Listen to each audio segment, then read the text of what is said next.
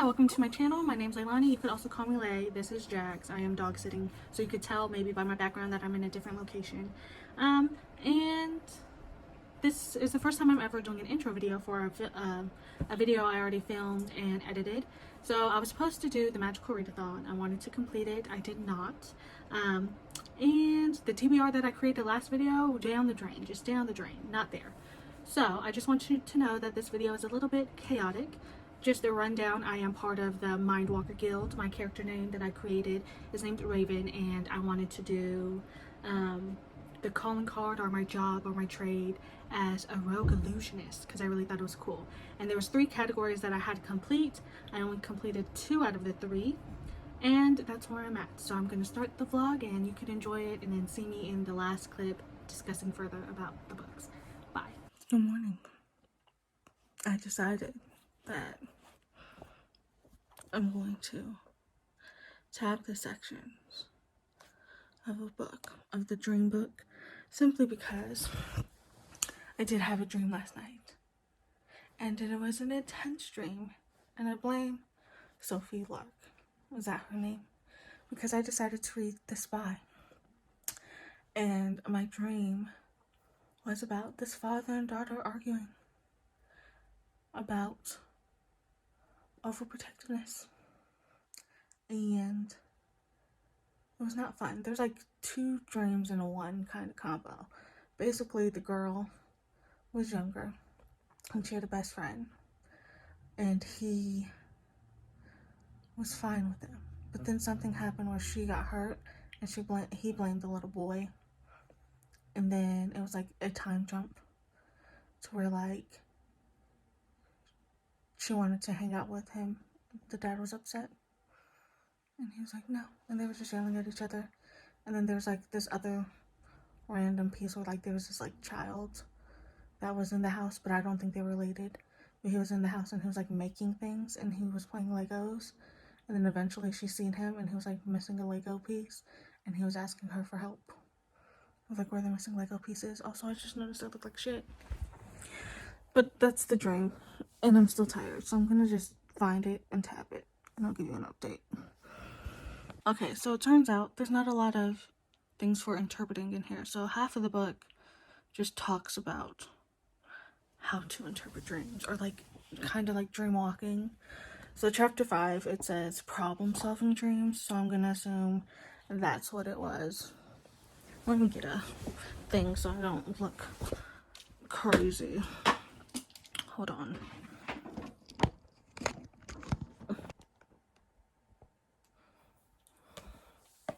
So, oh my god, I look like ass. Whatever. Listen, I'm gonna read you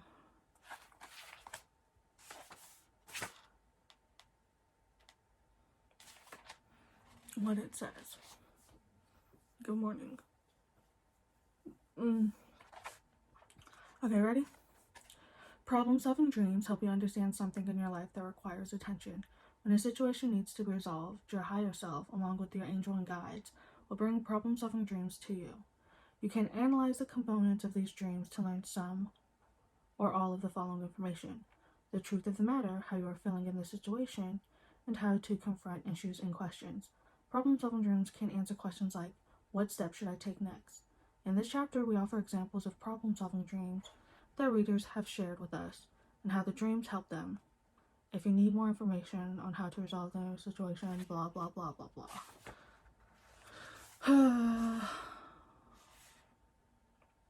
No.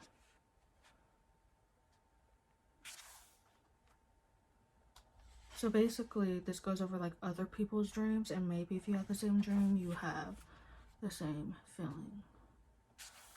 So one's like driving, one is stuck in his career. No.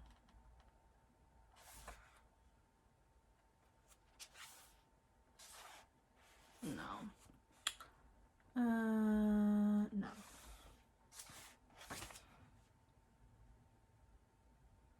None of these actually describe what I was dreaming. If someone's talking about their relationship, this is not a reoccurring dream.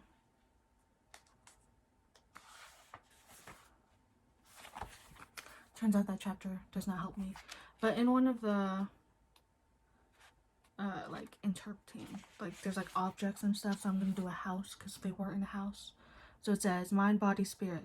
Just as a house can have many rooms and levels, so do you, physically, mentally, emotionally, and spiritually. When dreaming of houses, take note of how the structure is built. Notice if it is sturdy and what material it is constructed from. The house reflects your feelings about yourself and your behavior. Well, that's good to know. So if you have that, maybe it's a nightmare. Was I having a nightmare?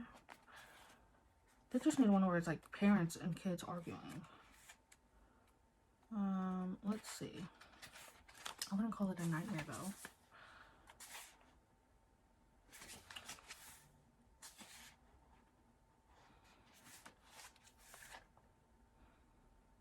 There are kids dreaming about angels though.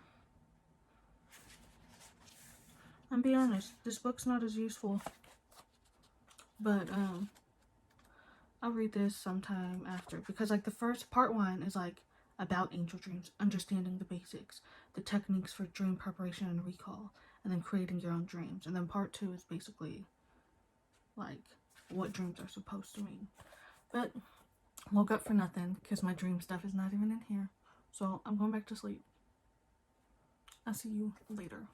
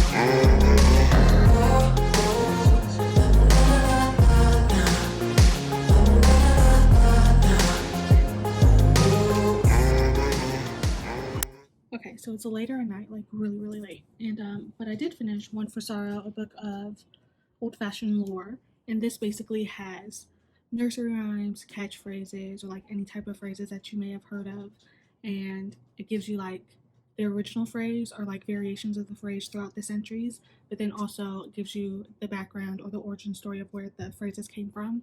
So when I first read it, these ones up top were the ones I like tabbed, and then these are the ones that I tabbed this time around reading it.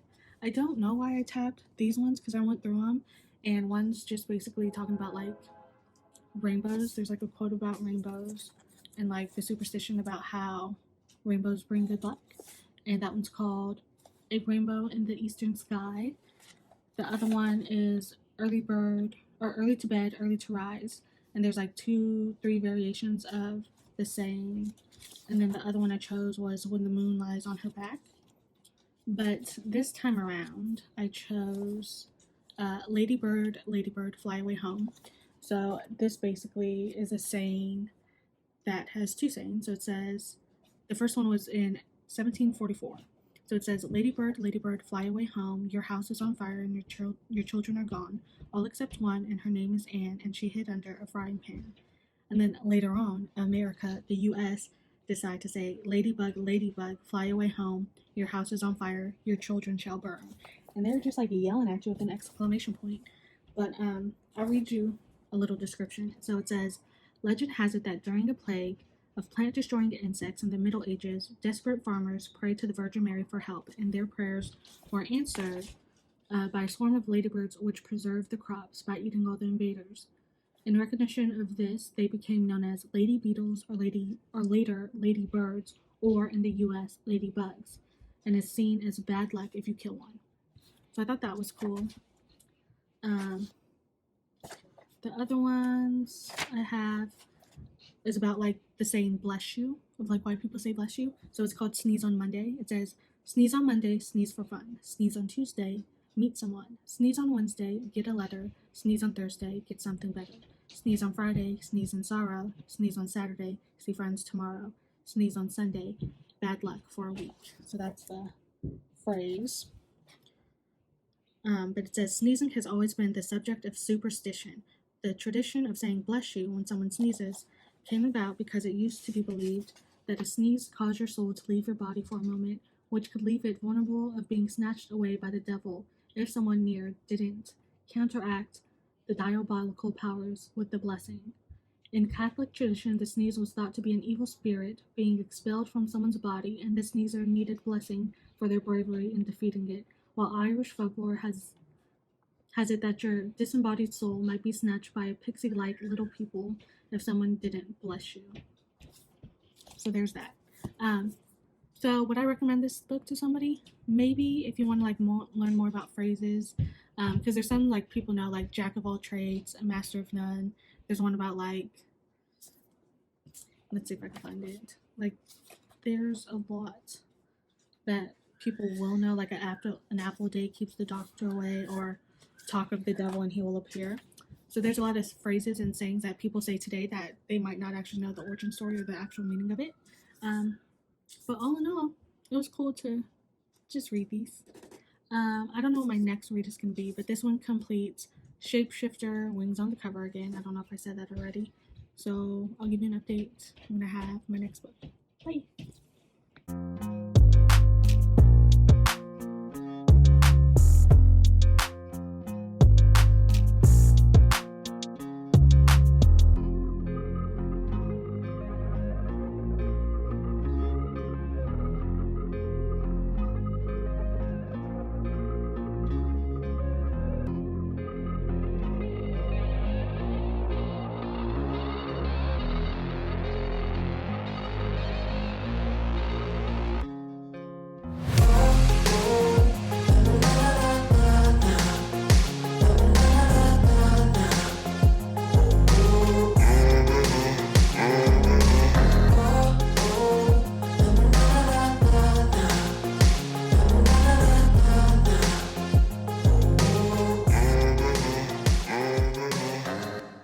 Okay, so it's been about 2 weeks since I touched this vlog. It is currently 10:03, August 20th. I've only fully completed one book, which was the Sorrow book, and then I half completed the Angel book about the dreams, and then I entered a reading slump.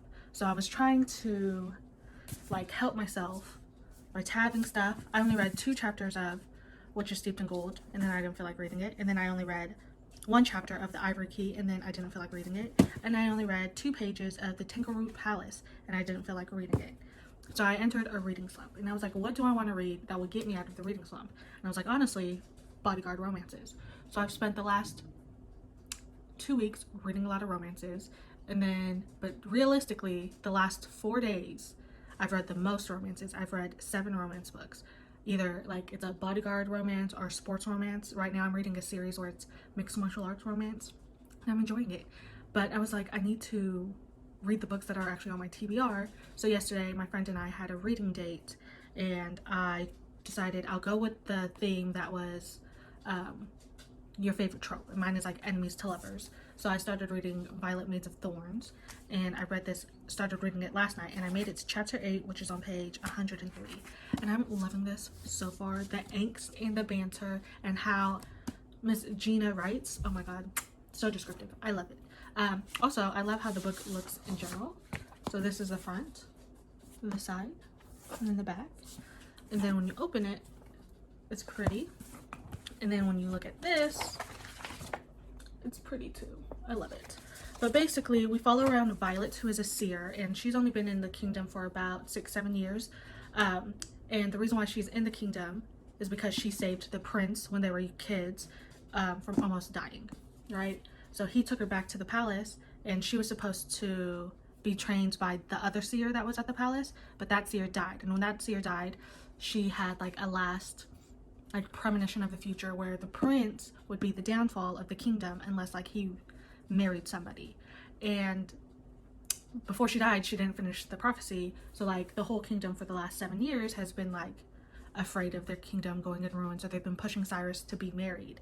And the part where the lies that come in is because the king has made Violet the new seer, and no one could really disprove anything she says. So basically he's making her spin the truth on certain things for certain outcomes. And Cyrus doesn't like that, and he also doesn't want to find a bride because he's someone who wants like true love. And she's like, we're trying to like get you married so like the kingdom doesn't suck.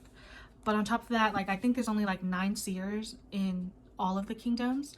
I forgot how many kingdoms there were exactly, but each kingdom has like 1 or 2 seers, and basically it's really just to control them. But there's like also fairies, but I feel like they're like the pixie fairies, kind of like Tinkerbell, and people use them as like their powers for like glamour to make them like look more better or whatever. But I think there's more to the stories that are supposed to be related to fairies. But I really love the angst. I really love the relationship between the Prince Cyrus and Violet, because even though they have like a hate like relationship, I think she actually misses him as a friend. And the reason why they're not friends anymore like that is because the king started looking at Violet as more useful than his son. And I think Cyrus got jealous, and that's what's happening. Either that or like he was falling for her and he decided to stop. But it's getting more interesting. The ball stuff is about to start happening, and I'll give you an update later. Also, I think I'm going to read all day because I think there's going to be a magical reading sprint that's 24 hours long. So maybe I'll join that and see how much I can read in 24 hours. So if I finish this book, I think I might start reading this one because it's different short stories and they're all fantasy. So I'll read that one, or I'll restart The Ivory Key. But other than that, the goal is to finish more than 1 book in this series. I know all my stuff is out of order, but as long as I read, I don't really care. But I will see you in the next clip. Bye. I want to give you an update. I'm currently staying at my friend's house right now, but I finished A Violet Made of Thorns. I don't have the dress jacket with me right now. It's at my house, but I gave it a 3 stars. So we follow around Violet, who is a seer, and she's been a seer since she was a kid, but she was an orphan living in like this district where she was poor and like alone, living on the streets. She had a dream or a vision that she sees this young boy who is the prince in here, Prince Cyrus, and he ends up dying. But she knew in her dream that he was someone important, so she saves him, and Prince Cyrus takes her to his kingdom, and she is supposed to be mentored by the seer that they have there. Unfortunately, the seer passed away, but before she died, she had her last vision, and it was basically that Prince Cyrus will either be the salvation or damnation of their kingdom. And to fix it, he's supposed to marry a bride. So while growing up, she's been trying to convince Cyrus to marry someone. He wants to be in love with someone before he marries them.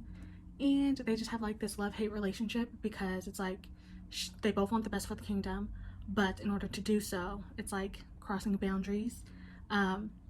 She starts spinning some lies in her visions because the king tells her to create or promote like peace, or to like semi-start like battles or like wars. And she basically gets manipulated by the king, and that's why she starts lying, and Prince Cyrus doesn't like that, and that's why he's always arguing with her. But then it goes like further deeper into like, it's kind of, I'll give you a mix of this. This reminds me of semi The Crow Prince, semi Beauty and the Beast, semi Cinderella vibes. But all in all, I think it was okay. I think that the reason why some people rated this low on Goodreads was because of the ending. The ending was okay. I gave it a 3 stars. I really like, I believe her name's Gina who wrote this. Yeah, Gina. I like her writing style. I do wish there was some more action in this, but other than that, I'm excited for the second book. The next book I'm gonna pick up is The Tangleroot Palace, and I believe this is for like the shapeshifter category. And yeah, I'll give you an update about this when I have one, because they're short stories. That's all I know. So talk to you later. Okay, so it's the next day, and I've read 2 stories from The Tanglewood Palace, and I both rated them a 2 star. I think what's happening is the first story was too short to actually care about anything, but not only that, it felt like nothing happened. I like the concept of each story. So like the first story was very lackluster, but it was about a girl who was doing voodoo and had like these dolls and would basically kill for hire because her mentor said so. But nothing really happened. And then the second story was basically like this witch who possessed this princess's body, and every Sunday the princess would wake up and then her guard and her kind of like fell in love or whatever, but they couldn't be together romantically because it would wake up the witch. But again, nothing happened, so I'm going to DNF this story and start something else. So I'll let you know what I read when I figure it out. So I'm currently at another location. I'm at a different friend's house. I am dog sitting right now, but I wanted to, hi babies, I want to give you a heads up about the whole reading experience. So basically for the last week and a half I haven't been at my house, so I don't have any of the books that I was going to read, but I kind of did complete most of the reading, like Magical Read-a-thon. The only thing is I didn't complete Psionics and Deviation. So I was supposed to get an O in that, and that prompt was hi. I was supposed to get an O in that. That prompt was, I'm trying to talk. So that prompt, I was supposed to get an O in, but I didn't. So I didn't read any books for that. But I did complete Shapeshifting and Art of Illusion. So for Shapeshifting, I was supposed to get an O, which is ordinary, and it's Formative Wings, and the prompt was wings on the cover. So I finished Song of what is it? Something Sorrows. Whatever sorrow book that I read. That was like nursery rhymes. I read that, gave it a 3-star. It's good for folks who like catchphrases and want to know more about the history of the catchphrase. But other than that, it was just that. For O, it's Instantaneous Momentary Mimicry, a book released this year. So I combined that with one of the prompts from my Art and Illusions one, and I read Violet Made of Thorns. I gave that book a 3.5, I believe. And then the last one, D, is Arcane Anatomy, Word Anatomy in the title. So in the vlog you're not going to see me read the book because I can't find the clip, but basically it's 30 seconds of anatomy, like a brief introduction to each section, and I feel like it's good for those who are taking courses like that or just need like a reminder or like a study guide thing. Realistically, I'm just going to unhaul the book because it's going to do nothing for me. So yeah, for, I could tell you, excuse me Jax, you're in the way. For Art of Illusions, I was supposed to get a D, which is for Distinguished. So the first one is O, Blurred Face, a book that you don't know much about. So I was supposed to read Witches Steeped in Gold, and I didn't. I read a few chapters and I was entering a reading slump. I was trying out all the books that I put on my TBR, and I was just entering a reading slump, but I didn't know what I wanted to read. So I started reading romance books, mostly bodyguard romances or sports romances, and I read quite a few. I'll put a whole picture up there. So one of those books I'll put as the prompt. So I finished that. The other one is Q, Minor Illusions, book under 300 pages, and I decided to read that Angel Dream book. Also gonna unhaul after this video, simply because all the dreams that I had, none of it worked for the dreams that they were trying to talk about, and some of the stuff I felt like that they said was kind of pointless. So I'm not even gonna read that book. I'm just gonna unhaul it. The last one, D, which is for Cast Deja Vu. The prompt is pick a prompt from last semester. The prompt I chose was your favorite trope, which is enemies to lovers, and that was Violet Made of Thorns. Again, that I gave a 3.5. But all in all, I think it was an okay readathon. I just think my vlog's a mess, so I'm sorry for that. If you have any romance recommendations, just let me know, because I'm about to enter another reading slump. I can feel it. And I will talk to you later. Bye-bye.